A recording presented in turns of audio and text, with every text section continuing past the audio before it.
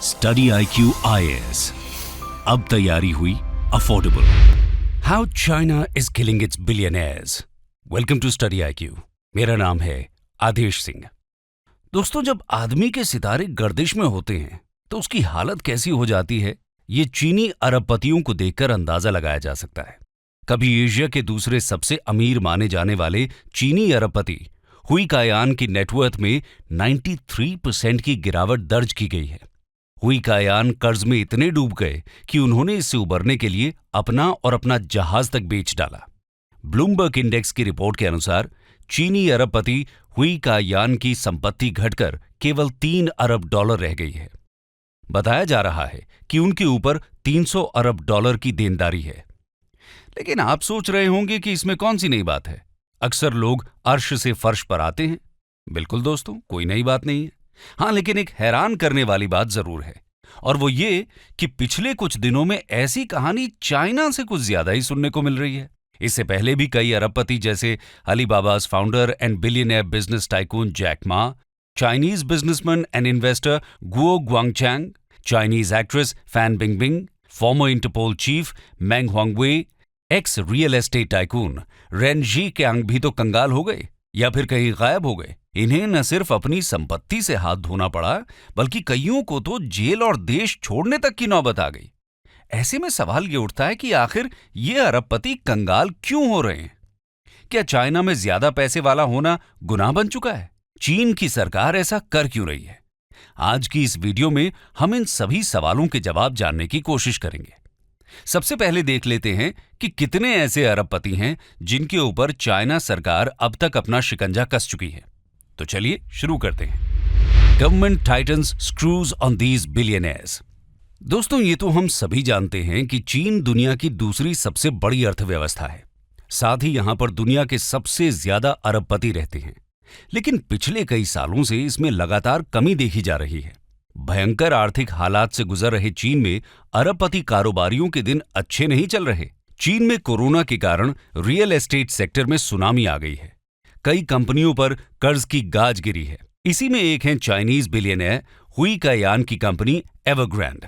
Media रिपोर्टों की माने तो हुई कायान हाल ही में अरबपति से कंगाल हो गए हैं।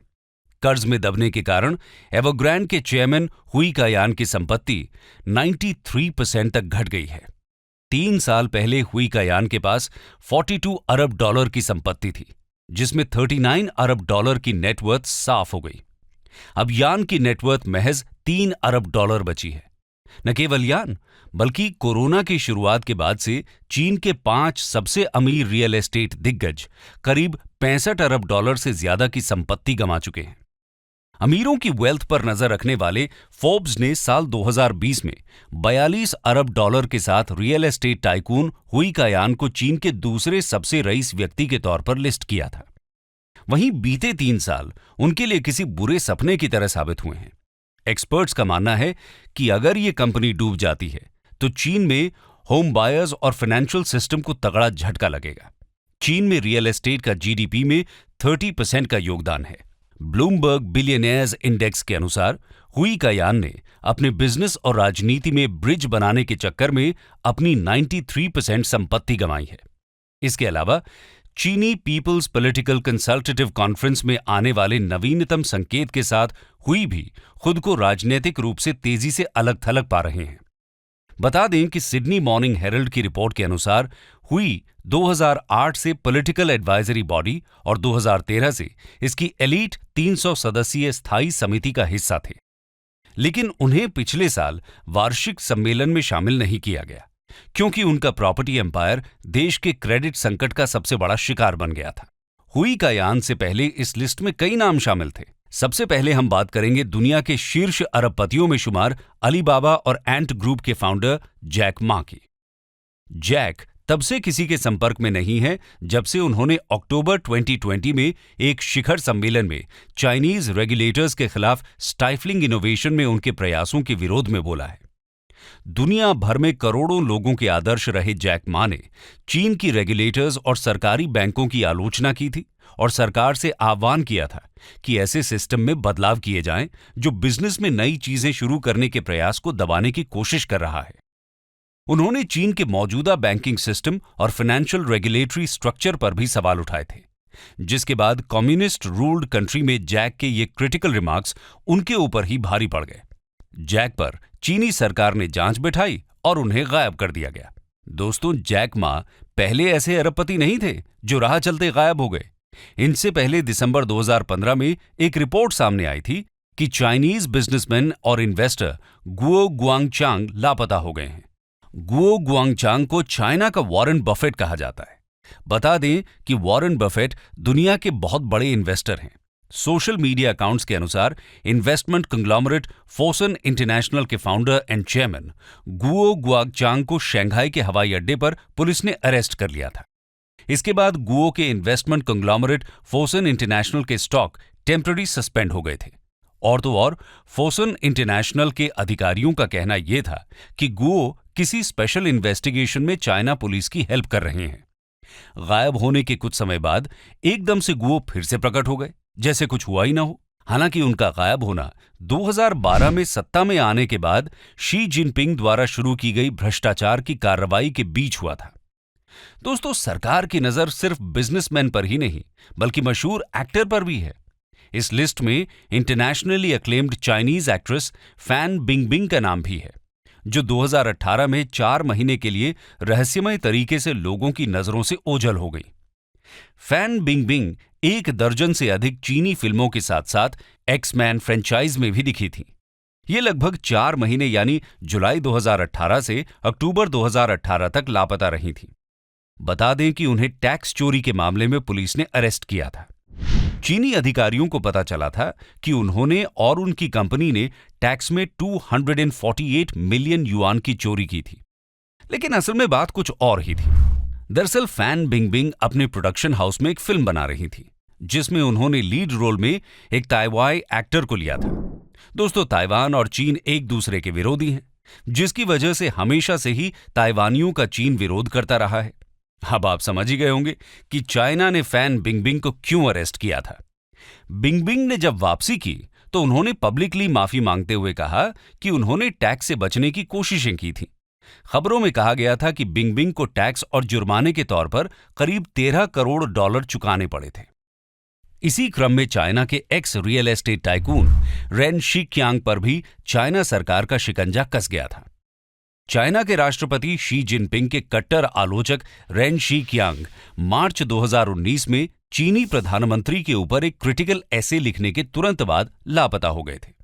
हालांकि उन्होंने अपने एसे में शी जिनपिंग का नाम नहीं लिया, लेकिन माना यह जाता है कि उन्होंने अपने लेख में कोरोना वायरस के प्रकोप को रोकने में सरकार की एफर्ट्स को कमजोर बताया था और सरकार के लीडर को जोकर बोल दिया था। रेन ने लिखा था, I too am curiously and conscientiously studying the speech. What I saw was not an emperor standing there exhibiting his new clothes, but a clown who stripped naked and insisted on continuing being emperor. यही बात सरकार को इतनी बुरी लगी कि मार्च 2020 में गायब हुए रेन सीधे सितंबर में बीजिंग कोर्ट में दिखे। अदालत में रेन को corruption, misuse of public funds और प्रॉपर्टी डेवलपमेंट कंपनी के एग्जीक्यूटिव के रूप में पावर मिसयूज का दोषी ठहराया था और 18 साल की जेल की सजा सुना दी। और तो और, आपको शायद यकीन न हो, लेकिन रेन ने ये सारे जुर्म कबूल भी कर लिए थे, जो कि शायद उन्होंने कभी किए भी ना हो। बता दें कि रेन और उनके बेटे कम्युनिस्ट पार्टी के मेंबर थे। उन्हें पार्टी से भी सस्पेंड कर दिया गया था। दोस्तों, चीन में सिर्फ बिलियनियर बिजनेसमैन को ही गायब नहीं किया जाता, बल्कि पॉलिटिशियंस को भी गायब कर दिया जाता है। 2018 में एक और ऐसा ही केस सामने आया, जब चाइनीज हेड ऑफ इंटरपोल मेंग होंगवेई सितंबर 2018 में फ्रांस से चीन वापस आते हुए रास्ते से ही गायब हो गए थे। उन्हें 2020 तक इंटरपोल के हेड के रूप में काम करना था, लेकिन उन्होंने कहा कि अपना रेजिग्नेशन देने के बाद वो चीन से लापता हो गए। सीसीपी ने बाद में ये कंफर्म किया कि होंगवेई को भ्रष्टाचार के खिलाफ अरेस्ट किया गया है। उन पर घूस लेने का आरोप था। पार्टी ने कहा कि होंगवेई ने अपने पोजिशनल फायदे के लिए अपनी पोजीशन का मिसयूज किया है, अपनी फैमिली को एक्स्ट्रावेगेंट लाइफस्टाइल प्रोवाइड करने के लिए स्टेट फंड्स का गलत इस्तेमाल किया और कम्युनिस्ट पार्टी के सिद्धांतों की अनदेखी की। उन्हें पार्टी से निकाल दिया गया और सभी सरकारी पदों से हटा दिया गया। चीनी रिपोर्टों के अनुसार मेंग ने कथित तौर पर $2 मिलियन से अधिक की रिश्वत लेने की बात स्वीकार की थी।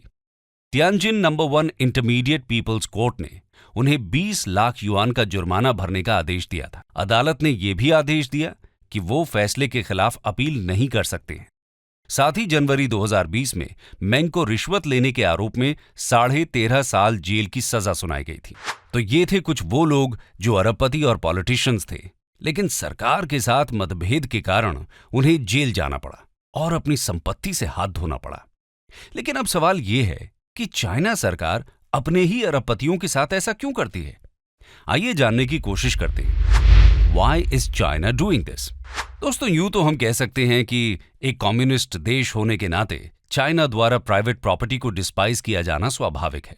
कम्युनिज्म की आइडियोलॉजी फॉलो करने वालों के लिए बिलियनेयर्स का एग्जिस्टेंस भला कैसे गले उतर सकता है? लेकिन दोस्तों, यदि चाइना कम्युनिज्म को इतने स्ट्रिक्टली फॉलो कर रहा है तो देश में बिलियनेयर्स पैदा ही कैसे होते? उन्हें खत्म करने की नौबत तो दूर की बात है। दरअसल 1970 के दशक में चीन की अर्थव्यवस्था का उदारीकरण हुआ था। उस समय अमीर होना ही खूबसूरती है का मंत्र वहां की फिजाओं में गूंज रहा था। कारोबार के क्षेत्र में अपार अवसरों का लाभ उठाने के लिए कई लोगों ने अपनी सरकारी नौकरी तक छोड़ दी और अमीर बनने की राह पर निकल पड़े। उस समय रिपब्लिक ऑफ चाइना के सर्वोपरि नेता डेंग श्याओपिंग ने कहा कि देश के पास सुधार के अलावा कोई विकल्प नहीं है और देश को अगर विकास की राह पर आगे लेकर जाना है तो कुछ लोगों का अमीर होना यानी प्राइवेट वेल्थ को बढ़ाना जरूरी है। यहां से ही चीन का एक आर्थिक महाशक्ति के रूप में विकास होना शुरू हुआ और इसने दुनिया के किसी भी दूसरे देश की तुलना में तेजी से अरबपति पैदा किए। अकेले बीजिंग अब न्यूयॉर्क सहित दुनिया के किसी भी अन्य शहर की तुलना में अधिक अरबपतियों का घर है। ग्लोबल पैंडेमिक के बावजूद टेक ग्रोथ की वजह से चीन के अरबपतियों को अपनी संपत्ति में $1.94 ट्रिलियन जोड़ने में मदद मिली। ये 1970 के दशक की तुलना में एक नाटकीय बदलाव है, जब अमीर बनने को बुरा माना जाता था और लगभग 88% चीनी लोग प्रतिदिन $2.59 से कम पर गुजारा करते थे। लेकिन समाजवादी आदर्शों का दावा करने वाले देश में खुद को समृद्ध बनाना आज भी जोखिम से कम नहीं है। चीन में एक मुहावरा बहुत फेमस है, kill the chicken to scare the monkeys, यानी बंदरों को डराने के लिए मुर्गे को मारो। और चीनी सरकार इसका मतलब आम लोगों को डराए रखने के लिए अमीरों पर चोट करने के रूप में लेती है। चीनी अधिकारियों को देश के ज्यादा अमीरों का उदाहरण देने में शायद ही कभी हिचकिचाहट हुई हो, लेकिन 2012 में चीन के कैपिटलिस्ट एलीट के लोगों पर दबाव वास्तव में बढ़ गया, जब कम्युनिस्ट पार्टी के महासचिव शी जिनपिंग ने भ्रष्टाचार पर कार्रवाई की घोषणा की। चीनी सरकार के अनुसार बिजनेसमैन की गलत कमाई को रोकने, कर्मचारियों की सैलरी में वृद्धि और मिडिल क्लास का विस्तार करने के लिए शी जिनपिंग ज्यादा सख्त पॉलिसी अपना रहे हैं। चीन सरकार का कहना है कि वो सोशल जस्टिस के लिए पैसे के रीडिस्ट्रीब्यूशन सिस्टम को अपना रहे हैं। इसी के तहत टाइकून्स पर इनसाइडर ट्रेडिंग, रिश्वतखोरी जैसे आरोप में कार्रवाई की गई है। लेकिन क्या सच में इस कार्रवाई का यही उद्देश्य है? दोस्तों, अगर ऐसा होता तो प्रॉपर लॉ चैनल्स के जरिए ट्रायल और केसेस कंडक्ट किए जाने चाहिए थे। लेकिन चाइना में तो कुछ बिलियनियर्स को बिना प्रॉपर ट्रायल के सालों के लिए जेल भेज दिया गया है। कुछ को प्रताड़ित कर देश छोड़ने को मजबूर किया गया तो कुछ को मार दिया गया। देश में शी जिनपिंग सरकार बिजनेसमैन के लिए चिंता का कारण बन गई है। पिछले 2 सालों में चीन में टेक्नोलॉजी, रियल एस्टेट और एजुकेशन जैसी इंडस्ट्रीज पर जिनपिंग सरकार कठोर पॉलिसी अपना रही है। देश में बिजनेसमैन की कमर टूट गई है। एक्सपर्ट्स का मानना है कि चीन के राष्ट्रपति शी जिनपिंग एक क्रूर शासक हैं। अगर कोई उनकी पॉलिसी और उनके विरोध में आवाज उठाता है तो शी जिनपिंग और उनकी सरकार उसे बर्बाद कर देती है। यह घटनाक्रम पिछले 10 सालों से चल रहा है। 2013 में शी जिनपिंग के चीनी राष्ट्रपति बनने के बाद से लोगों का इस तरह गायब होने और कंगाल होने की घटनाओं में इजाफा हुआ है। इस सब के पीछे एक बड़ा कारण यह है कि ऐसा चाइना अपने सिटीजन्स का ध्यान इकोनॉमी में चल रही प्रॉब्लम से दूर रखना चाहती है। वो फियर साइकोसिस का सहारा लेकर आम लोगों के दिल में सरकार का डर बनाए रखना चाहती है, जिससे सिटीजन्स के दिमाग में भूल कर भी सरकार के खिलाफ बोलने तक का विचार न आए। ये एक ट्रू अथॉरिटेरियन गवर्नमेंट की निशानी है। एक्सपर्ट्स बिलियनियर्स को ये सुझाव देते हैं कि अगर बिलियनियर्स को चीन में काम करना है तो उन्हें चाइनीज कम्युनिस्ट पार्टी के साथ मिलकर काम करना होगा। बता दें कि CPPCC यानी Chinese people's political consultative conference एक एलीट ग्रुप है जिसमें सरकारी अधिकारी और बिलियनियर्स के नाम शामिल हैं। इन बिलियनियर्स को सरकार कर्ज देती है और अपने अनुसार चलने को मजबूर करती है। कर्ज की इस विरासत का चीन के आर्थिक मॉडल से बेहद करीबी नाता है। इस रणनीति के तहत ही चीन कामगारों की अपनी विशाल फौज का इस्तेमाल कर वैश्विक सप्लाई चेन में निर्यात आधारित विकास के रास्ते पर आगे बढ़ता रहा है। लेकिन अगर सरकार द्वारा निर्धारित विकास की राह से कोई बिलियनियर जरा भी अलग जाना चाहता है या सरकार की पॉलिसी के खिलाफ कुछ भी बोल देता है या किसी तरह की चालाकी करता है, तो चीन सरकार उसे अपने रास्ते से हटाने में जरा सा भी नहीं हिचकिचाती। कंक्लूजन। दोस्तों, इस तरह चीन सरकार अपने ही अरबपतियों को एक एक कर निपटा रही है। हालांकि आधिकारिक तौर पर चाइना अभी यह स्वीकार नहीं करेगा और चाइना जैसे ओपेक सिस्टम में चल रही घटनाओं की विश्वसनीयता को प्रमाणित करना कोई आसान काम नहीं है। लेकिन आपको क्या लगता है, इस तरह बिलियनियर्स पर कसा जा रहा शिकंजा मात्र करप्शन केसेस या लॉ एंड ऑर्डर का मामला है, या फिर इसके पीछे चाइनीज गवर्नमेंट का सोचा समझा प्लान है? और क्या ऐसा करना आगे चलकर चाइना पर खुद भारी पड़ सकता है? इस विषय पर अपनी राय हमारे साथ कमेंट सेक्शन में जरूर शेयर करें। स्टडी IQ IAS, अब तैयारी हुई अफोर्डेबल।